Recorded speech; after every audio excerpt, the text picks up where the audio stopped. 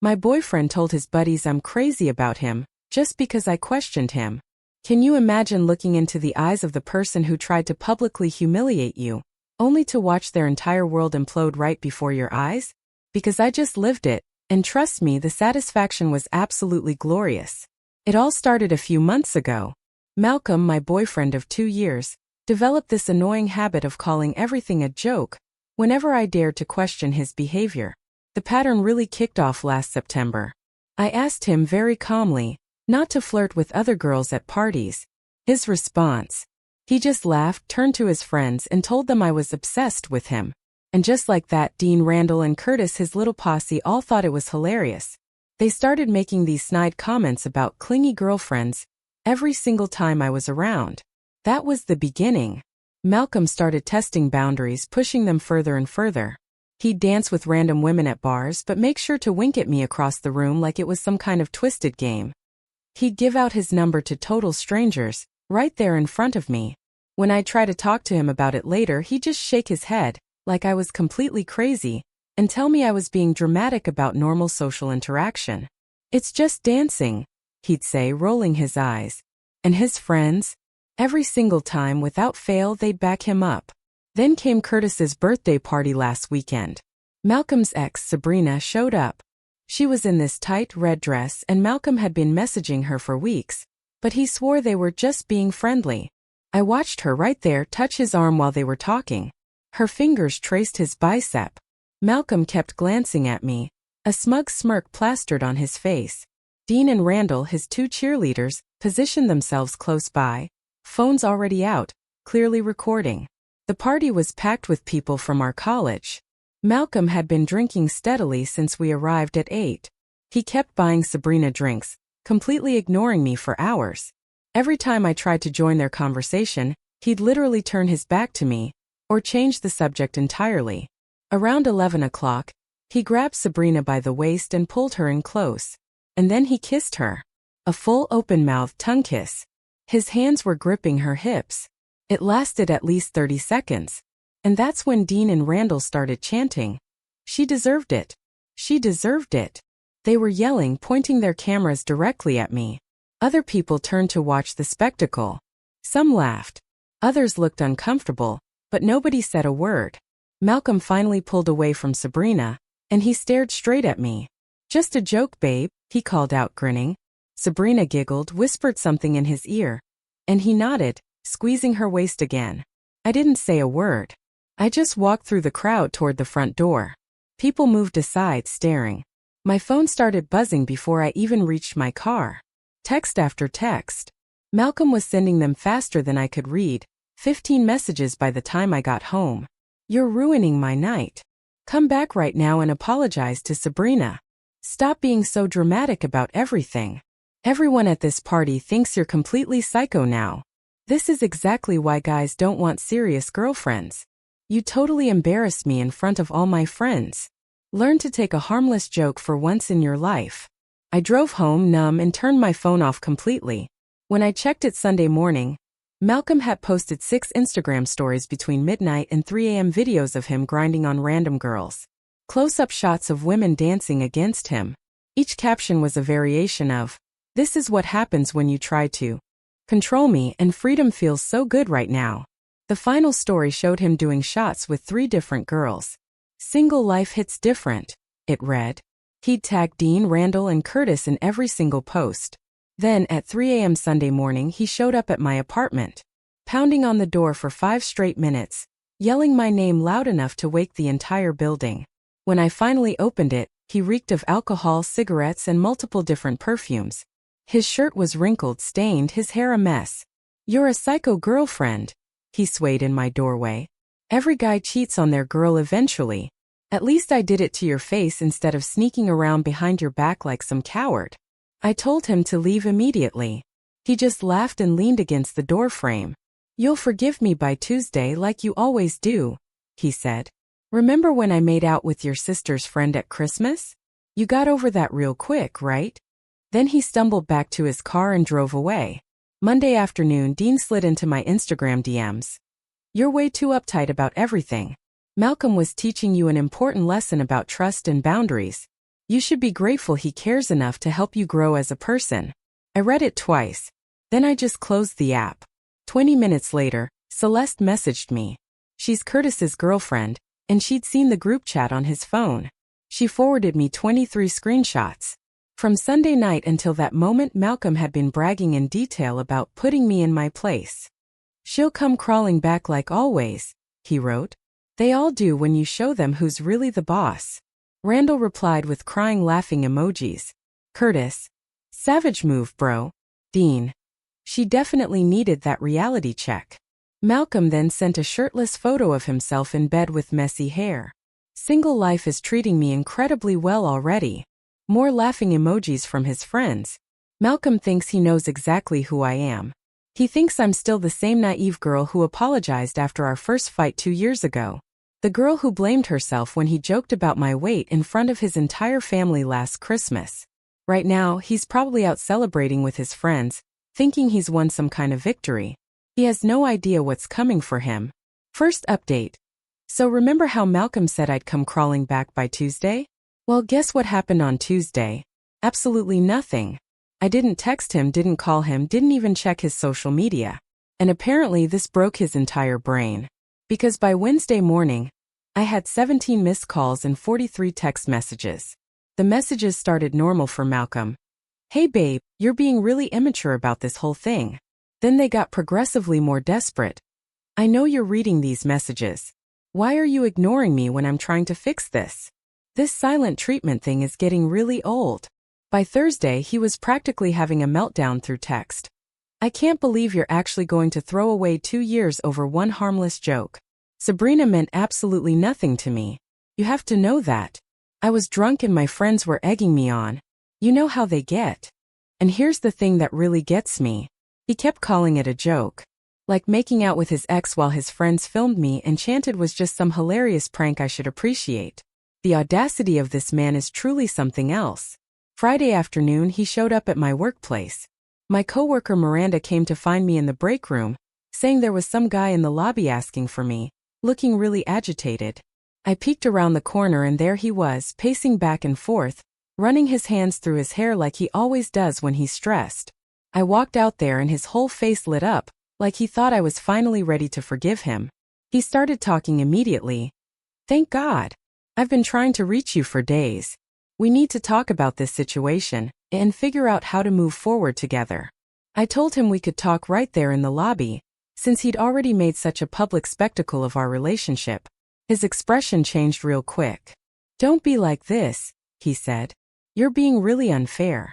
I came here to apologize and work things out like adults. So, I asked him what exactly he was apologizing for. And guys, this man actually said he was sorry that I misunderstood his joke and got my feelings hurt. Not sorry for kissing his ex. Not sorry for humiliating me. Sorry that I'm too sensitive to appreciate his sense of humor. I told him his apology was noted, and he could leave now.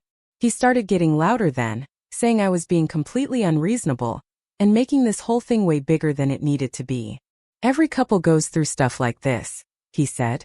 It's called growing together and learning to trust each other.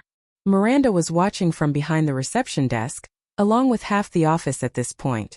Malcolm noticed everyone staring and finally lowered his voice. He stepped closer and told me he wasn't leaving until we worked this out properly.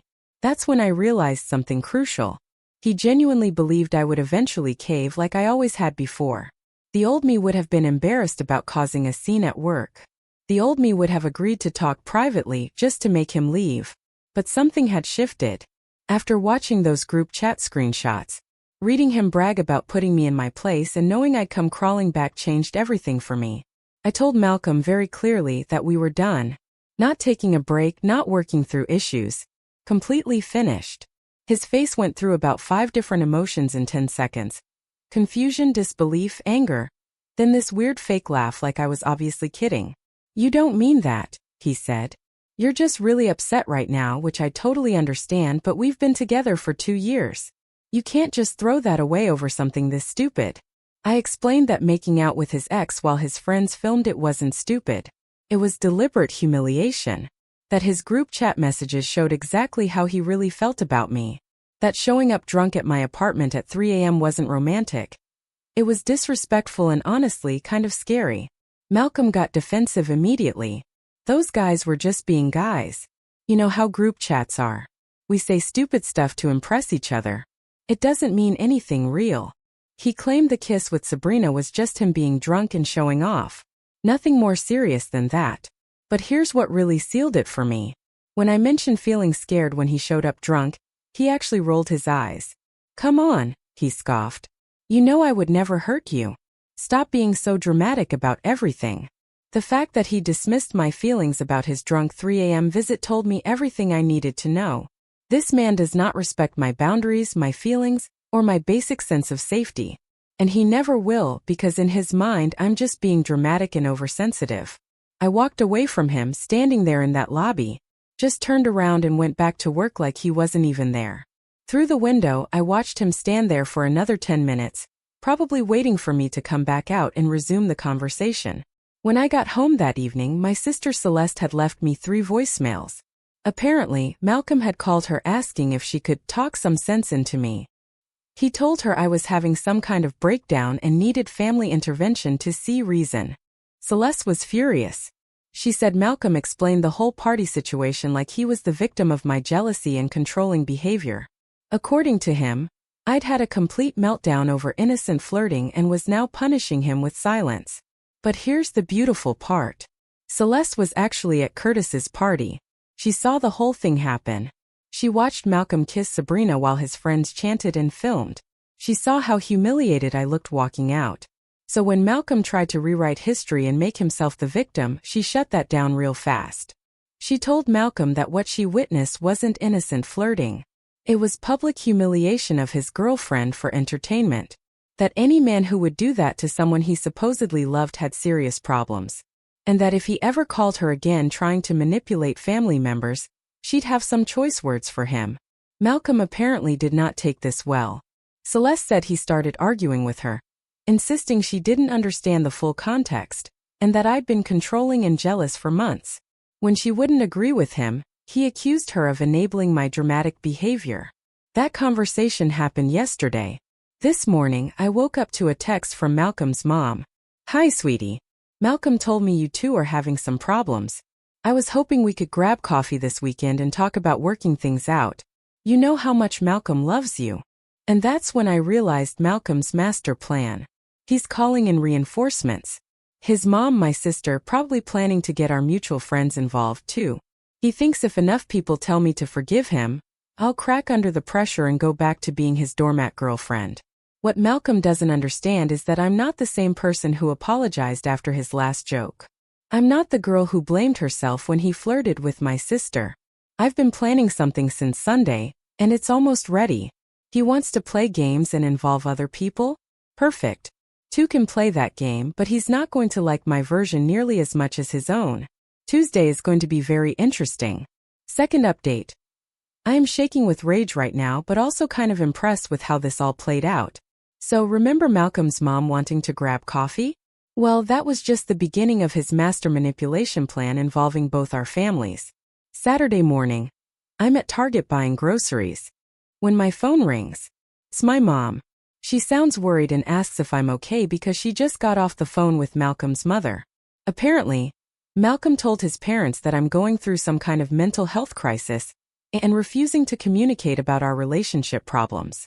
I explained the entire party situation to my mom.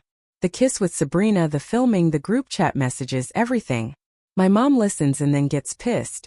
She tells me Malcolm's mom painted a completely different picture, where I had a jealousy-fueled breakdown over innocent socializing, and now I'm punishing Malcolm with cruel silence. My mom immediately calls Malcolm's mom back. I can hear both sides of this conversation because my mom put it on speaker. Malcolm's mom starts with how concerned she is about my emotional state, and how Malcolm is devastated that I won't even discuss working through our problems. My mom cuts her off and explains what actually happened at that party. The public humiliation, the deliberate kissing, the friends chanting and filming my reaction. Malcolm's mom goes quiet for a long moment, then says, "That's not the story Malcolm told them at all." According to Malcolm's version, I got irrationally jealous when his ex showed up. I caused a huge scene over him being polite to her. then stormed out dramatically when he gave her a friendly hug goodbye. His friends were laughing at my overreaction, not participating in any humiliation. The Instagram posts were just him blowing off steam after I refused to answer his calls. My mom is incredulous. She asked Malcolm's mom if she really believes her son would lie about something this serious. There's this long pause. Then Malcolm's mom says she trusts her son. And maybe there are two sides to every story. That's when my mom loses it. She tells Malcolm's mom that if her son thinks public humiliation is appropriate relationship behavior, then maybe she failed as a parent. That any mother who defends her adult son kissing other women in front of his girlfriend clearly raised him to disrespect women. Malcolm's mom hangs up on her. Sunday afternoon gets even worse. My dad calls and says Malcolm showed up at our house, wanting to talk to him man-to-man about the situation. My dad was working in the garage, and Malcolm just appeared there, uninvited, acting all respectful and concerned. Malcolm told my dad that I've been struggling with jealousy and trust issues for months, that he's been trying to be patient and understanding, but I've gotten increasingly controlling about his friendships with women. The party incident was just me finally snapping over normal social interaction. My dad, who doesn't know the full story yet, listens politely as Malcolm explains how much he loves me and wants to work through my insecurities together. How he's willing to go to couples counseling and do whatever it takes to help me feel more secure in our relationship. Then Malcolm asks my dad to talk to me about giving their relationship another chance. Says he knows I respect my father's opinion and might listen to him when I won't listen to anyone else. My dad tells Malcolm he'll think about it and get back to him.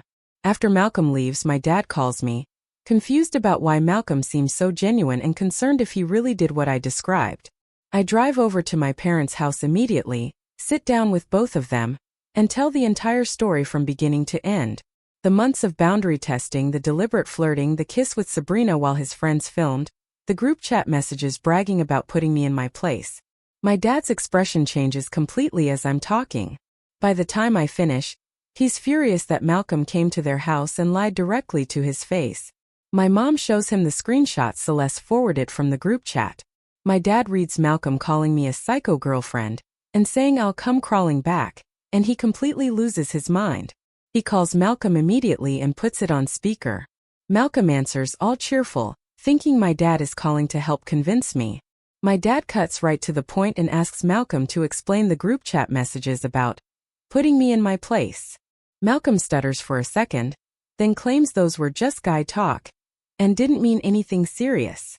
That men exaggerate in group chats to sound tough, but it's not how they really feel. He says he was hurt and venting to his friends after I walked out on him. My dad asks about the video of him kissing Sabrina. Malcolm claims it was just a quick friendly kiss that looked worse on camera than it actually was. That his friends were drunk and being idiots with their commentary, but he can't control what other people say or do. Then my dad asks the question that breaks everything wide open. He asks Malcolm why he lied about what happened when he came to their house.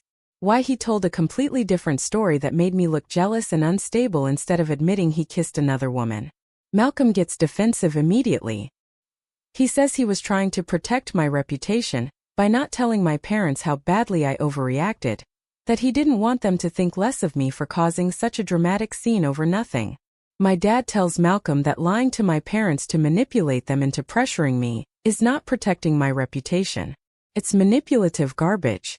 That any man who would humiliate his girlfriend publicly, then lie to her family about it, is not welcome in their house ever again. Malcolm tries to interrupt, but my dad cuts him off. Says that even if everything he claimed was true, kissing another woman in front of your girlfriend is never acceptable relationship behavior. That real men break up with women they're unhappy with instead of publicly humiliating them for entertainment. Malcolm tries to interrupt again, but my dad roars over him, saying that lying to parents to manipulate their daughter shows exactly what kind of character Malcolm has. That any man who would do that is a coward who can't face the consequences of his own actions. The call ends with my dad telling Malcolm never to contact our family again and hanging up on him. Then I wake up to 31 text messages from Malcolm. And guys, this man has completely lost his mind. The messages start around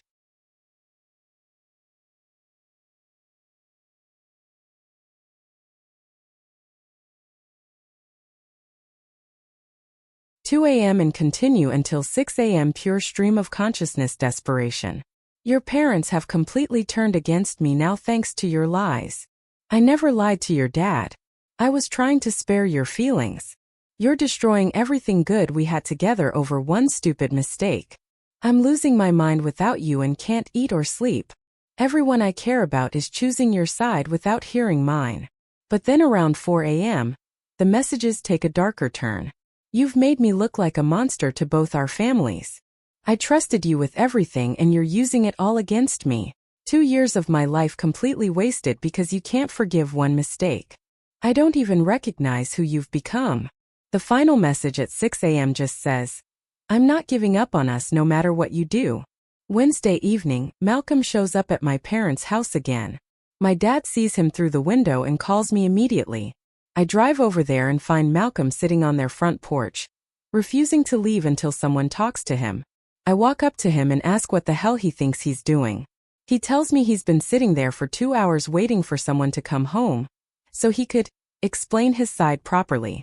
Malcolm starts talking rapidly about how everyone has turned against him based on incomplete information, that the group chat messages were taken out of context, and the kiss with Sabrina was just drunken stupidity, not deliberate cruelty, that he's been in love with me for 2 years and would never intentionally hurt me.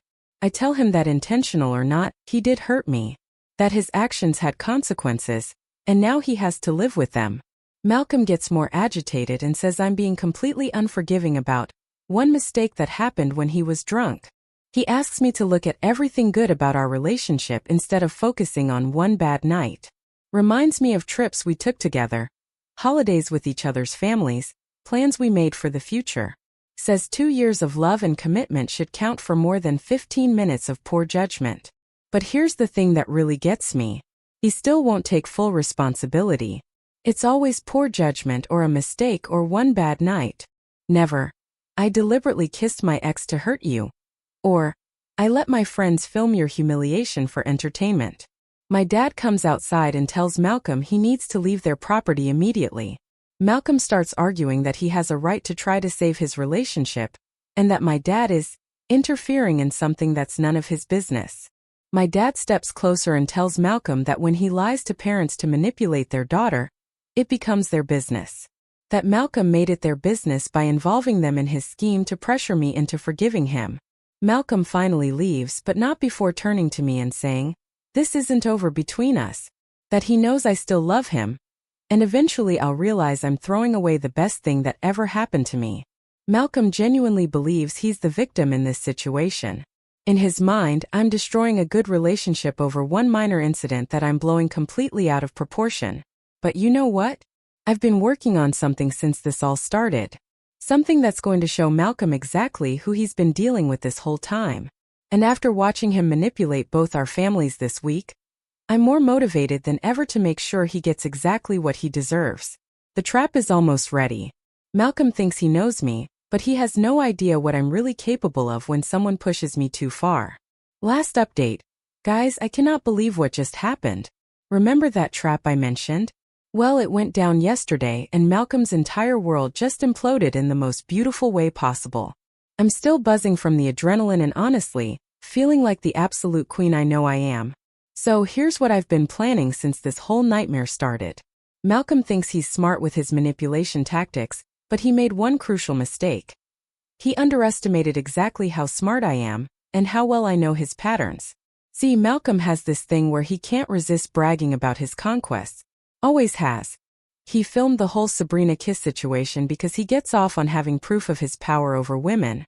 And I absolutely knew that he'd save videos from that party. Thursday afternoon, I text Malcolm asking if we can meet up to talk. Not to get back together, but to have an honest conversation about where we went wrong so we can both move forward.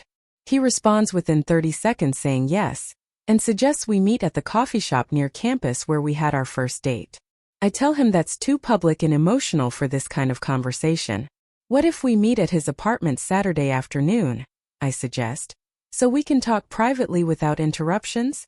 Malcolm agrees immediately, probably thinking I'm finally ready to come crawling back, just like he predicted. Saturday, I show up at Malcolm's place at 2 p.m. He's clearly put effort into his appearance. Showered, nice shirt, even cleaned his normally messy apartment. He offers me coffee and asks how I've been holding up, all concerned and caring, like he wasn't sending me unhinged text messages at 4 a.m. I tell Malcolm I've been doing a lot of thinking about our relationship, and I want to understand his perspective on what happened, that maybe I did overreact to some things, and I want to hear his side without interrupting or getting defensive. Malcolm's whole face lights up. He starts explaining how he never meant to hurt me, and how the party situation got completely out of hand due to peer pressure and alcohol. That kissing Sabrina was just him being stupid and showing off, not any kind of deliberate betrayal. I nod along and ask follow-up questions. What exactly were his friends saying that made him feel pressured? How did the kiss with Sabrina actually start? Was there anything leading up to it that I missed? Malcolm gets more animated as he talks, clearly feeling like he's finally getting through to me. He explains how Dean and Randall kept joking about him being whipped and under my control. How they dared him to prove he wasn't afraid of me by flirting with other women. Then he tells me something I didn't know before. Apparently the whole thing was planned. Dean had texted Sabrina earlier that week and invited her to the party specifically to mess with our relationship. They thought it would be hilarious to see how I'd react to her showing up. I act surprised and hurt by this revelation. Ask Malcolm why he went along with a plan designed to humiliate me. He gets defensive and says he didn't know about Dean's plan until that night, and by then he was too drunk to think clearly. Malcolm explains that when Sabrina started flirting with him, his friends began filming and egging him on, that he felt trapped between disappointing his friends and disappointing me. So, he made a split-second decision that he immediately regretted. I tell Malcolm I appreciate his honesty, and I'm starting to understand what really happened. That maybe I was too quick to judge the situation without knowing all the facts. Malcolm relaxes completely, probably thinking he successfully manipulated me back into forgiveness. Then I ask the question I've been building up to. I tell Malcolm that my friends have been asking me what really happened that night, and I want to be able to explain it accurately. Do you still have any videos from the party that might help me understand exactly how everything went down? Malcolm hesitates for a second, then admits he has some videos on his phone. He says his friends sent him clips from that night, but he hasn't looked at them because they're too painful to watch. I ask if we could watch them together so I can see what he saw and understand his experience better. Malcolm wavers, clearly uncomfortable, but eventually agrees.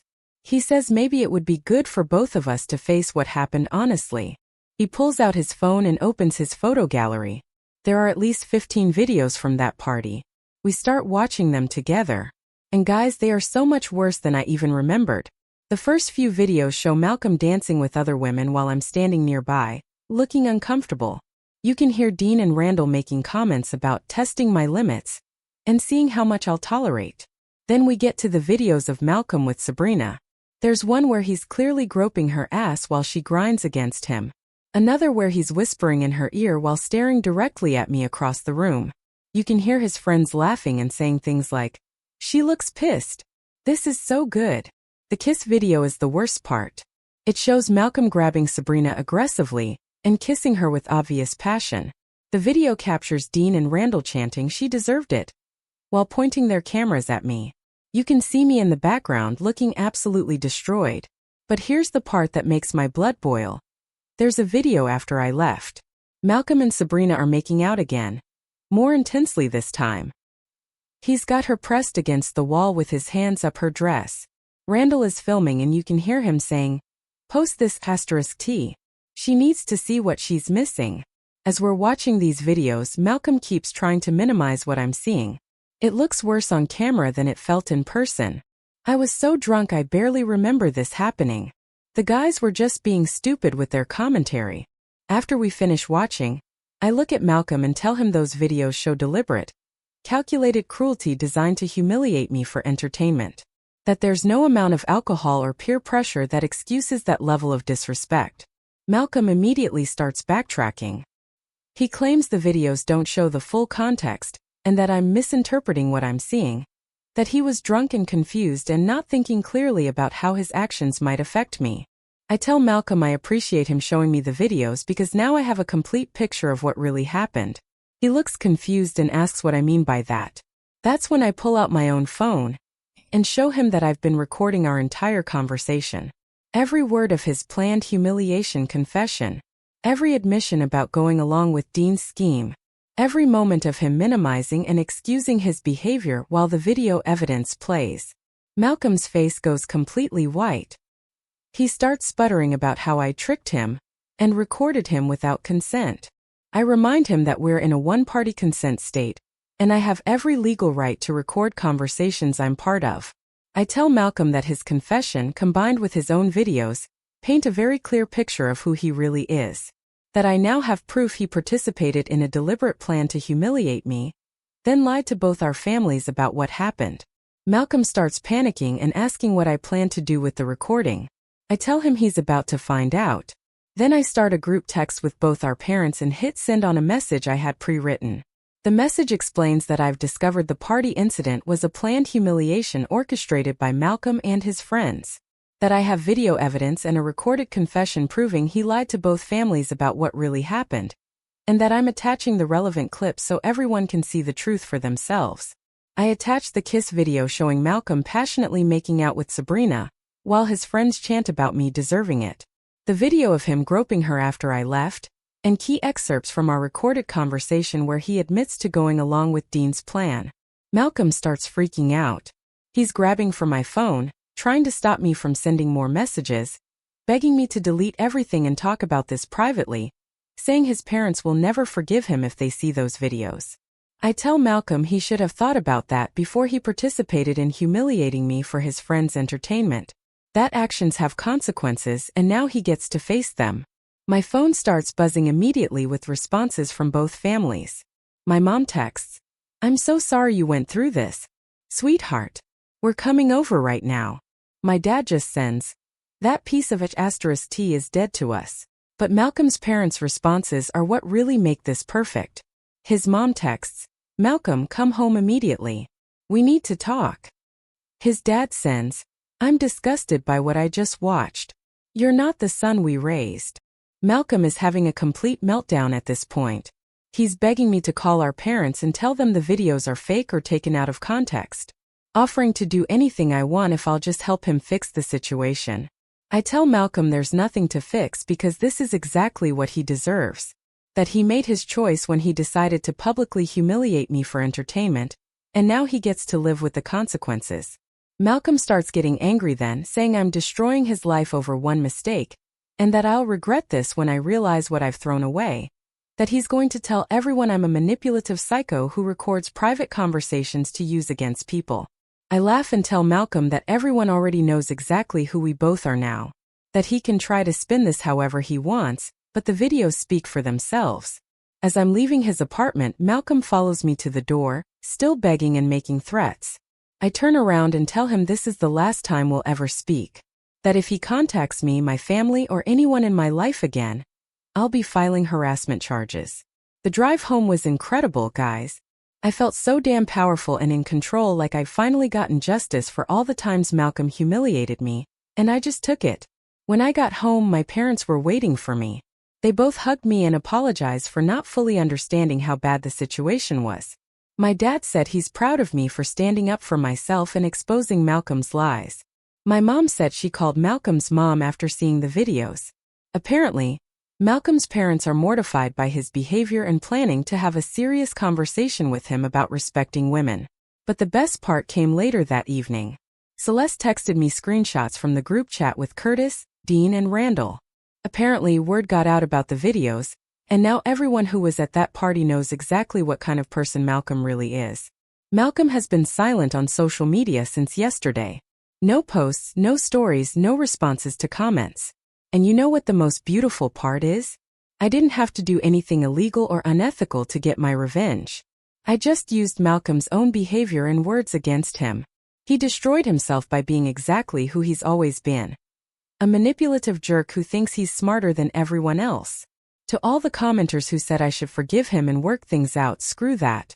Some people don't deserve forgiveness. Some people deserve to face the full consequences of their actions.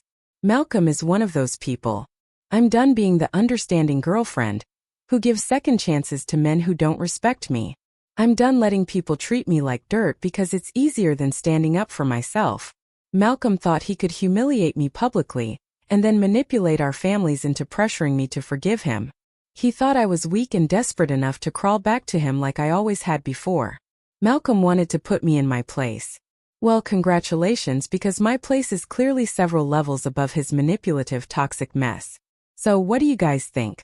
Have you ever had to deal with someone who thought they could play you like that, only for it to spectacularly backfire on them? Let me know in the comments below. I really want to hear your stories.